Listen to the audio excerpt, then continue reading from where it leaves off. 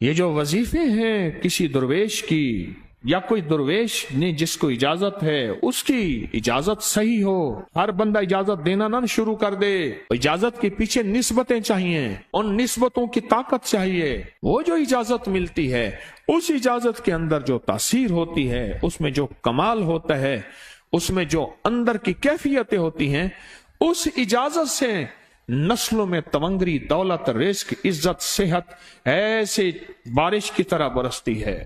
میرے جو مرشد تھے حضرت خواجہ سید محمد عبداللہ حجویری رحمت اللہ علیہ، میرے مرشد جو تھے وہ حضرت داتا صاحب کی سچی آل میں سے تھے۔ مجھے جاتے جاتے انہوں نے اجازت دی 1991 ستمبر میں، اور مدینہ منورہ فرمایا میں جا رہا ہوں، بس اب بقی میں، اور بقی کے اندر جا کے سو گئے۔ اب بھی میں مرشد کے ہاں جاتا ہوں تو جنت البقیع کے قبرستان میں ان کی نسبتیں دیکھیں کتنی اونچی ہیں۔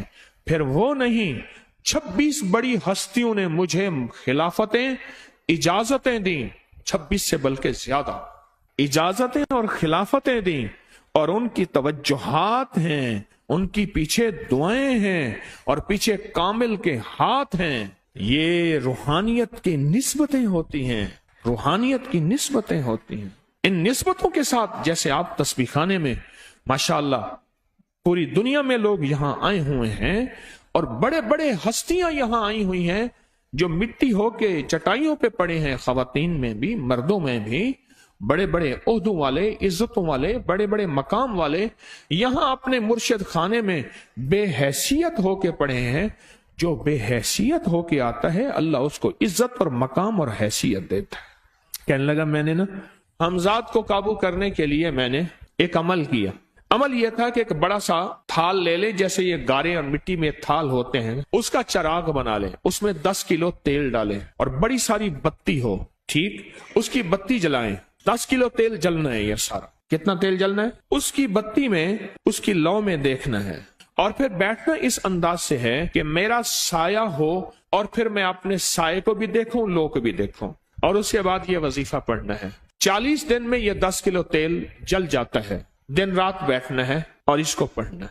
30 دن جب گزرے تھے، 30 دن گزرنے کے بعد اس کو نقشے نظر آنا شروع ہوئے۔ نقشے یہ نظر آنا شروع ہوئے کہ گھر ہے، بچے ہیں، کھیل رہے ہیں، اماں بیٹھی ہے، آپس میں بچے کو لڑ بھی رہے ہیں، کھا بھی رہے ہیں، پی بھی رہے ہیں۔ اس نے ادھر سے توجہ ہٹائی۔ مرشد نے فرمایا تھا کہ دیکھ میری نگرانی میں عمل کر رہا ہے، نقشے نظر آئیں گے، کسی نقشے میں نہ توجہ کرنا نہ خوف کرنا، خوف بھی آئے گا، چیزیں بھی آئیں گے، نہ کرنا، بس نہ کرنا۔ دوسرے دن اوپے سے نظر آیا، پھر بچے ہیں کسی باغ میں کھیل رہے ہیں، ایک بچہ پھر گم ہو جاتا ہے، ماں روتی ہے، اتنا روتی ہے اس کو رونا آ جاتا ہے۔ پھر خیال آیا مرشد نے فرمایا تھا کسی توجہ نہ کر، یہ کیا نقشہ شروع ہو گیا۔ اچھا پھر 2 دن کے بعد نقشہ آیا، بچے کھیلتے کھیلتے کھجور پہ چڑھ گئے، ایک بچہ جو اوپر سے گرا اس کے بازو ٹوٹ گئی، لات ٹوٹ گئی، اب پتہ چلا وہ تو مر گیا۔ اب اس کی میت پہ جو اماں نے بین ڈالے، جو ابے نے روئے اور گھر کی مائیاں روئیں، اصل اس کو وظیفے سے ہٹانا تھا، اور اس کی نظر جو وہ وہاں ہے وہاں سے نظر سے ہٹانا تھا۔ پھر اس کو مرشد کا خیال آیا کہ توجہ نہیں ہٹانی، دھیان نہیں ہٹانا۔ پھر خیال آیا جب مرشد کامل ہو فائدہ کبھی نہیں ہوگا جب تک یقین کامل نہ ہو۔ اصل توجہ ہٹانی ہے، اور بہت زیادہ رونا اور اتنا رونا کہ سرکار کا خیال آیا، بچے کو لے جا رہے ہیں، اس کی میت پھر قبر کھود رہے ہیں، پھر اس کا یہ کر رہے ہیں، رونا اتنا کہ اس کے آنسوں، رونے کی کوئی کیفیت تھی مائیوں کی۔ 2 دن ابھی رہتے تھے 40 دن میں سے، تو پھر وہی گھر نظر آیا، بچے کھیل رہے ہیں، شوہر آیا، اس نے آ کے کہا مجھے روٹی دو۔ اس نے کہا گھر میں تو کچھ بھی نہیں ہے، لکڑیاں ہی نہیں ہیں، آپ نے کچھ دیا ہی نہیں۔ میاں بیوی کی لڑائی ہو گئی۔ اس نے کہا پھر ٹھیک ہے، میں آج سب کو جلا دیتا۔ اس نے کہا لکڑیاں لے آیا، ادھر ادھر سے لکڑیاں لا کے نہ صحیح، اس نے وہ لکڑیاں جلائیں، بچوں کو اٹھا کے جو ڈالا آگ میں، جو چیخیں نکلی بچوں، دوسرے کو پکڑ کے ڈالا، تیسرے کو ڈالا، چوتھے کو ڈالا، آگ میں ڈالتا جا رہا ہے۔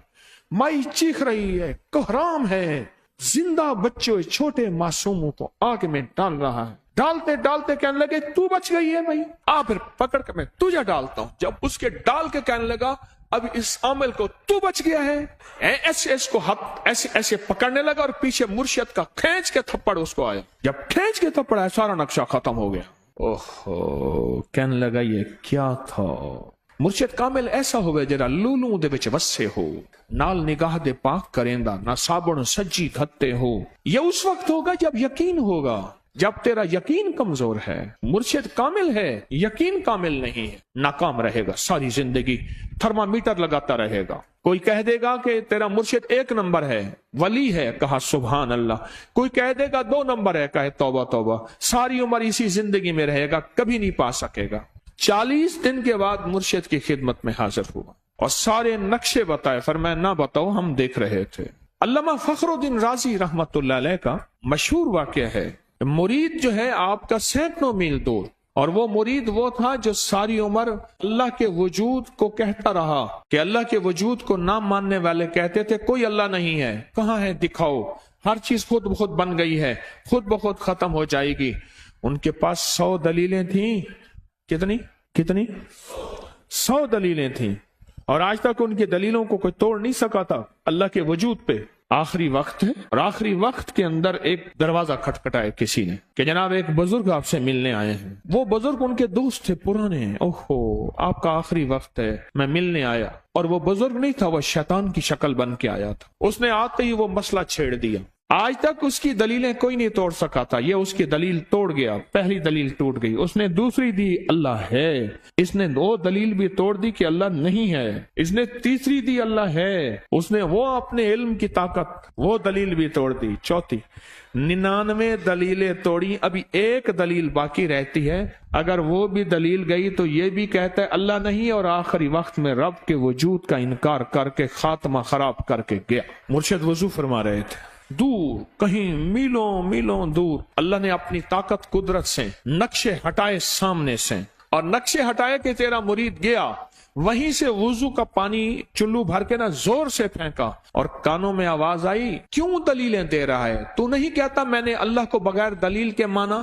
تو دلیلیں دے رہا ہے؟ کیوں نہیں کہتا کہ میں رب کو بغیر دلیل کے مانتا ہوں؟ علامہ رضی اللہ تعالیٰ عنہ امیر المومنین مسجد نبی میں خطبہ دے رہے ہیں، حضرت ساریہ صحابی تھے، وہ اس لشکر کے سپہ سالار تھے، میلوں سے میلوں سینکڑوں میل دور ایسے نقشے ہٹے، اور خطبے کے دوران انوکھی بات کہہ دی، یا ساریہ الجبل، ساریہ پہاڑ کے پیچھے دیکھ دشمن وہاں سے حملہ کر رہا ہے، اور پھر خطبہ شروع کر دیا۔ جمعہ کا خطبہ تھا، لوگ حیران، یہ امیر المومنین نے کیا فرما دیا؟ جب حضرت ساریہ کا قافلہ آیا واپس تو فرمایا فلاں وقت فلاں لمحے فلاں وقت میں، جمعے کے دن فلاں لمحے میں امیر المومنین آپ کی آواز آئی تھی، اگر نہ آتی تو دشمن نے پیچھے سے مقابلہ حملہ کر دیا تھا اور ہمیں کاٹ کے رکھ دیتا، ٹوٹے ٹوٹے کر دیتا۔ آپ کی آواز آئی، ساریہ پیچھے دیکھ دشمن حملہ کر رہا ہے پہاڑ کے پیچھے، یا ساریہ الجبل۔ یہ میں آپ کو حوالوں سے بات کر رہا ہوں، روایات بتا کے بات کر رہا ہوں۔